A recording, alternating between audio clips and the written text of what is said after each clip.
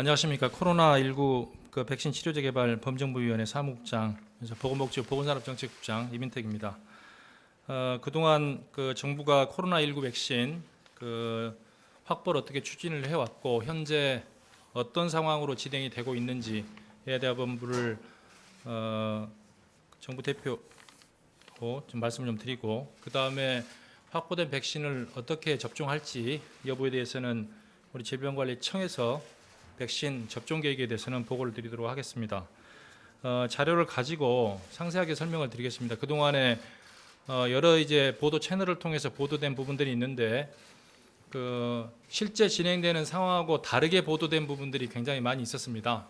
그래서 그런 부분들을 최대한 많이 알려드리고, 이제 그렇게 될 수밖에 없었던 부분이 각 기업들과 구매 확보 협상을 하면서 저희들이 미리 비밀 유지 협약이라는 것을 맺고 그 다음에 협의를 진행했기 때문에 구체적인 협상의 내용과 관련해서 지금도 그 내용은 공개하지 못하도록 돼 있던 한계들이 있었습니다. 그런 한계점을 최대한 인지를 하면서 국민들께 말씀드릴 수 있는 부분들은 최대한 말씀을 좀 드리도록 하겠습니다. 백신이 성구매 협상이 정부에서 진행됐던 것은 2000년 7월부터 진행을 시켰습니다. 당시에 백신 개발이 불확실했고 그 다음에 믿을 수 있는 백신이 무엇인지도 알 수 없는 상황이었습니다. 아스트라제네카, 파이자, 얀센, 모더나들 아시는 것처럼 진행이 좀 돼 있었고요. 아스트라제네카하고는 7월 21일 날, 그 다음에 노바백스하고는 8월 13일 날 공급 의향서를 체결을 합니다. 그리고 나서 아스트라제네카하고는 8월, 9월, 얀센은 10월, 화이자는 3회에 걸쳐서, 모더나 8월, 머크 8월, GSK 11월 등 다국적 제약사들과 10회 정도에 걸쳐서 관계업체 합동 회의를 실시를 합니다. 그 이후에 주 2, 3회 실무 차원의 협의를 진행을 시켰습니다. 이게 개별 기업들과 협상을 한 경과고요. 이것과 별도로 코박스 퍼실리티 이미 많이 알려져 있는 부분인데요. 코박스 퍼실리티는 6월 30일 날 가입 의향서를 제출했고 법적 구속력 있는 참여 의향서는 8월 30일 제출을 해서 현재 이 1000만 명, 우리 국민의 20%인 1000만 명 규모의 백신은 공급받도록 이렇게 돼 있는 상황입니다. 백신 도입 협상을 하면서 범정부 차원에서 백신 도입 TF를 구성을 6월 29일 날 했고, 이 TF에 참여한 부처들은 보건복지부뿐만 아니고 외교부, 질병관리청, 식품의약품안전처, 기획재정부도 같이 논의를 하면서 기업들과 협상을 진행을 시켰습니다. 해외 개발 동향, 그다음에 코박스의 진행 상황, 그다음에 예산이나 국내 확보 방안 등에 대해서 검토를 했고, 당시 불확실한 상황에도 불구하고 기업별 백신의 안전성이나 유효성에 대한 입수 가능한 자료들은 최대한 도입을 해서 검토를 했습니다. 다만 범부처 협상 TF가 협상을 하면서 아스트라제네카에서 원인 불명으로 사망 사고가 있었고, 얀센에서도 이상 사례 발생이 보고가 되고 했었습니다. 이러한 임상 중 이상 반응이 보고되는 경우에는 협상을 하면서 어려움이 있었던 것은 사실입니다. 이러한 TF에서 기업들과 협상을 한 내용들은 범정부위원회에 보고를 하고 국무회의에 거쳐서 9월 15일 정부 백신 확보 기본 방향을 발표를 합니다. 당시 발표 내용은 1단계로 인구 60%, 약 3천만 명에 대해서 접종 가능 백신을 우선적으로 확보를 하고, 그 다음에 국내 백신 개발 상황이나 글로벌 수급 동향을 고려를 해서 인구 60% 이상의 국민이 접종을 할 수 있는 2단계 백신 구매를 하겠다라는 백신의 기본 방향을 발표를 합니다. 그 이후에 백신 관련 기업들과 협상은 지속을 했고요. 추가적으로 협상을 하면서 전문가들의 의견을 듣습니다. 그래서 전문가 자문위원회를 구성을 하고 11월 12일, 11월 16일 전문가들의 백신 선택에 대한 자문을 받습니다. 당시 전문가 자문회에서는 국민 안심과 경제 활성화를 위해서 도입할 수 있는 백신은 최대한 도입하는 게 좋고 불확실성이 높기 때문에 일단 안심하고 믿을 수 있는 백신은 신속하게 최대 물량을 확보를 하자라는 의견을 정부 측에 주셨고요. 거기에 따라서 11월 23일 날 총리 주재 관계부처 장관회의를 개최를 했고 범정부위원회와 국무회의를 거쳐서 정부의 최종적인 백신 확보 전략을 발표를 합니다. 당초의 기본 방향을 발표를 했을 때는 인구 60%에 대한 확보를 말씀을 드렸는데요. 그 이후에 전문가 자문회의 등을 거쳐서 백신이 여전히 성공에 대한 불확실성이 있기 때문에 기존 인구 60% 이외에 추가로 확보할 수 있는 최대 물량은 선 확보하는 게 필요하다라는 결정을 하고 국민들께 발표를 드립니다. 이 과정을 거쳐서 코박스 및 개별 기업 협상을 통해서 4,400만 명분의 백신을 확보를 하고 내년 1, 4분기부터 백신 종류별로 순차적으로 도입하도록 합니다. 백신 도입에 따라서 예방접종 체계를 신속하게 수립을 하고 차질 없이 접종을 하도록 하는 계획도 동시에 발표를 하게 됩니다. 백신 확보 현황에 대해서 말씀을 드리고 앞으로 계획에 대해서 말씀 좀 드리겠습니다. 보고 드렸던 대로 4,400만 명분의 백신은 한국 정부가 내년 이 끝나기 전에 4,400만 명분 백신은 확보돼 있습니다. 코박스에서 1,000만 명분 백신을 공급하도록 되어 있고 개별 기업 협상을 통해서 3,400만 명분 백신은 확실하게 한국 정부에 공급하도록 되어 있습니다. 코박스 패실리티를 통한 1,000만 명분 공급 시기는 현재 코박스 패실리티 안에서 논의를 하고 있는 상황인데요.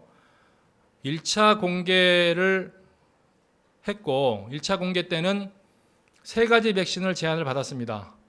하나는 아스트라제네카, 또 하나는 파이자, 또 하나는 사노피 GSK 개발 백신 3종류를 제안을 받았고 3가지 종류 백신에 대해서 공급을 받겠다라는 의사를 표명을 했습니다.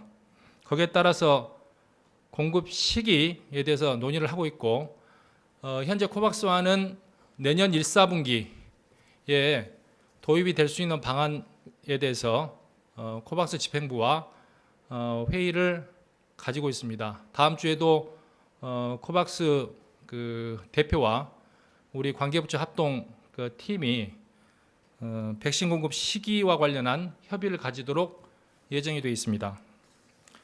개별 기업 통한 3,400만 분 백신은 상급급 지급을 통해서 우선 확보를 추진하고 있고 이미 지난번 보도 드렸던 것처럼 아스트라제네카하고는 구매 계약서가 체결이 완료가 됐고 얀센은 빠르면 다음 주 정도에 계약이 완료될 걸로 보이고 파이자 계약서도 최종 검토하고 있는 법률 검토를 하고 있는 단계입니다. 그래서 12월 내에는 2개 제약사와 최종 계약을 맺을 수 있도록 그렇게 하고 추가로 저희가 발표했던 모더나 사의 경우에는 1월 달 체결을 목표로 지금 추진하고 있는 상황입니다. 기업별 공급 가능 조건 및 물량은 보고 드렸던 대로 아스트라제네카가 2천만 회분, 이거는 1, 4분기부터 들어오도록 이미 발표를 드렸습니다. 1, 4분기 2월에서 3월 사이에 백신을 도입을 하고 거기에 따라서 접종을 시작하도록 할 예정입니다. 얀센과는 400만 회분 도입하도록 돼 있고 파이자 1,000만 명, 2천만 회분입니다. 모더나와 2천만 회분.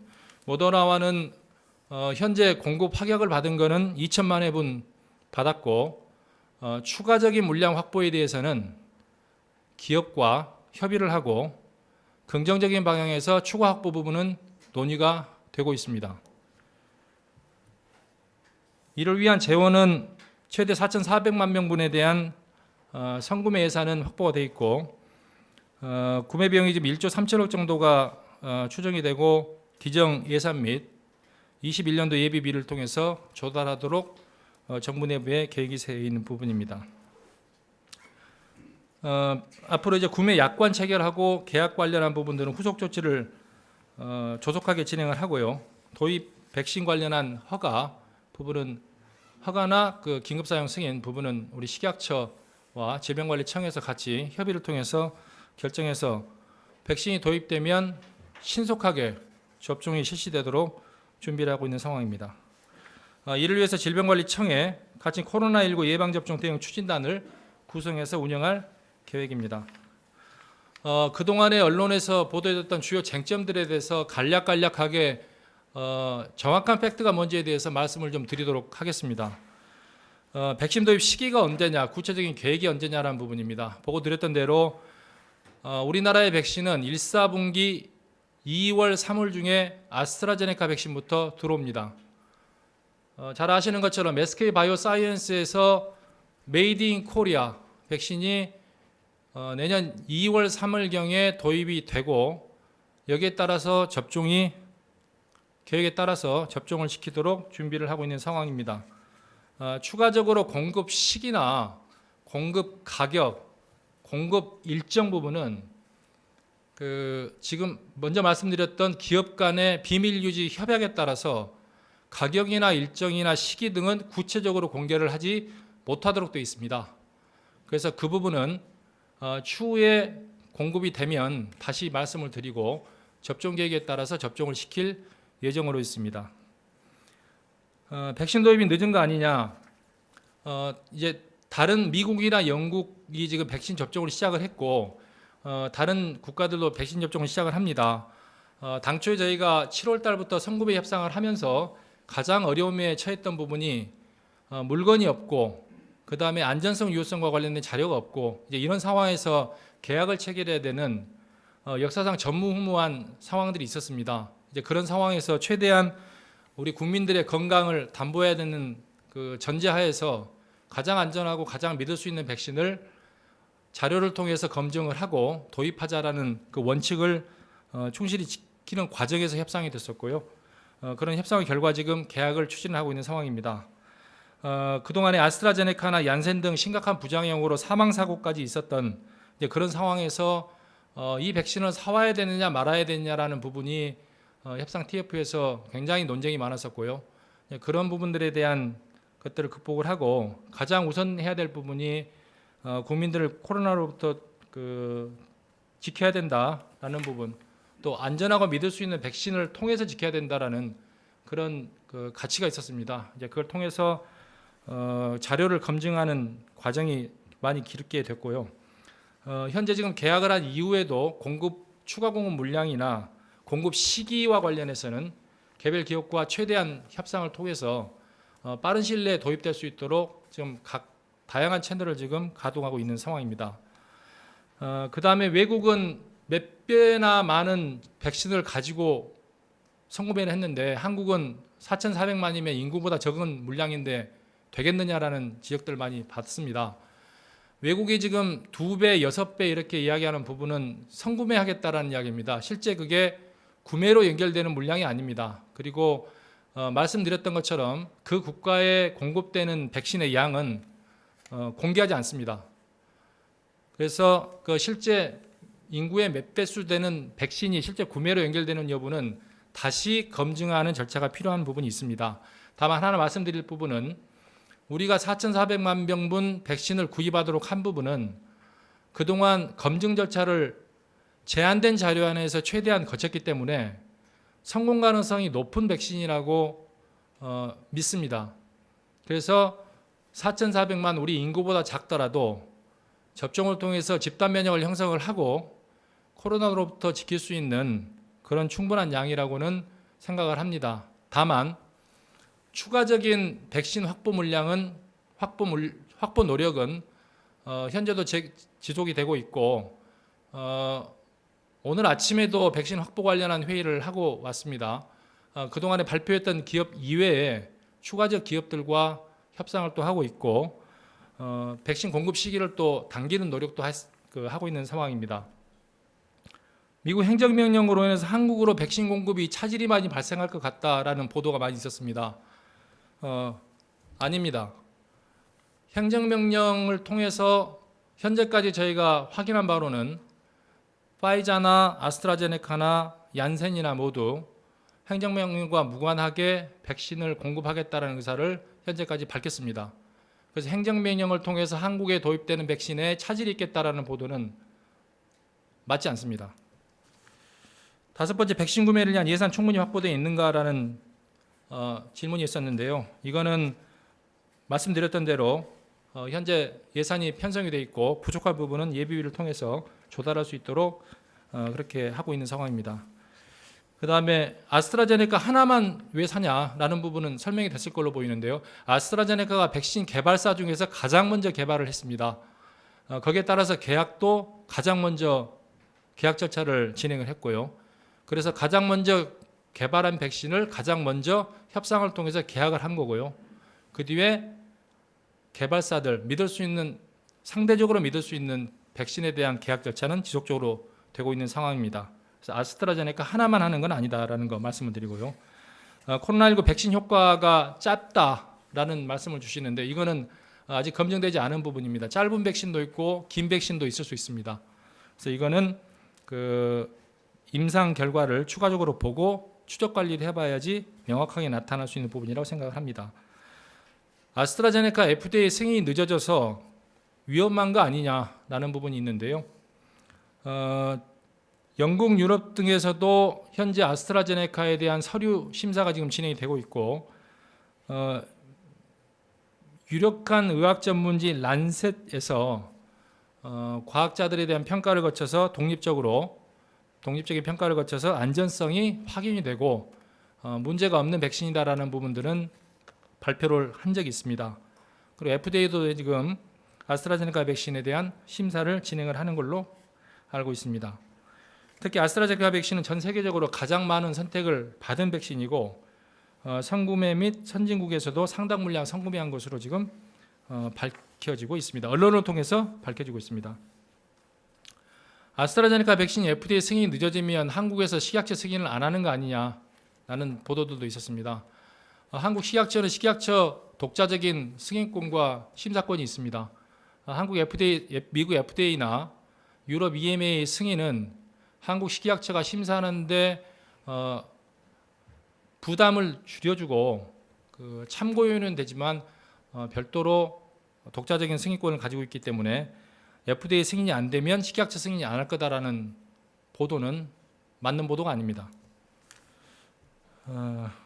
아스트라제네카 백신의 용량 문제, 백신 맞아서 효과가 없냐라는 부분은 이미 말씀드렸던 대로 란셋지에서 동료들이 평가를 거쳐서 안전성과 유효성과 관련해서는 기본적으로 검증을 해주고 있기 때문에 그런 부분들은 걱정은 안 하셔도 되겠다라는 말씀을 드립니다. 마지막으로 국내 코로나 백신 개발 상황입니다. 지금 당장 우리나라가 백신 기술이 서구 글로벌 제약기업에 비해서 떨어지는 것은 사실입니다. 다만 지금 우리 SK바이오사이언스가 아스트라제네카 백신을 생산을 하고 있고 그 다음에 미국의 백신 기업인 노바백스라는 회사가 있습니다.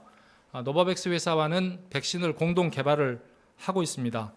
그래서 이런 걸 통해서 국내 개발을 추진하고 있고 또 하나 반가운 소식은 지난번 보도가 됐지만 빌 게이츠 재단이 SK바이오사이언스의 백신 개발을 재정적으로 기술적으로 지원을 하고 있는 상황입니다. 지난번 세피에서 $1,000만 연구 개발비도 지원을 받고 추가로 임상을 하는 경우 임상비 지원, 생산비 지원까지 받는 걸로 이렇게 지금 발표가 돼 있어서 희망컨대 한국이 만든 백신은 내년 말, 내후년 초 정도면 받을 수 있지 않을까라는 희망을 가지고 있습니다. 그래서 올해 글로벌 기업들의 백신을 가지고 와서 우리 국민들께 접종을 하지만 내년 말이나 내후년 초 정도 되면 우리가 만든 백신을 맞출 수 있도록 최대한 정부에서도 지원을 하고 관계 기업에서도 최대한 노력을 하고 있다. 이제 그렇게 좀 말씀을 좀 드리도록 하겠습니다. 백신 TF 운영을 상황이나 그 다음에 해외 부작용 사례들은 지속적으로 나오고 있고 질병관리청과 우리 식약처에서 같이 해외 백신의 접종 부작용 사례들은 지속적으로 모니터링하고 있습니다. 여전히 백신이 개발 중에 있는 상황이고 미국과 영국 이런 나라들의 그 확진자 수 증가분이 심각하기 때문에 백신의 위험성보다는 코로나로 인한 위험성이 더 크다라는 판단에 따라서 대규모 접종이 지금 이루어지고 있는 상황입니다. 우리는 그런 대규모 접종에 따른 이상 사례나 이런 부분들을 충분히 모니터하고 대응을 세워서 그렇게 접종 계획을 세워야 될 걸로 판단됩니다. 다음으로는 그 예방 접종 계획과 관련해서 질병관리청에서 브리핑을 드리도록 하겠습니다.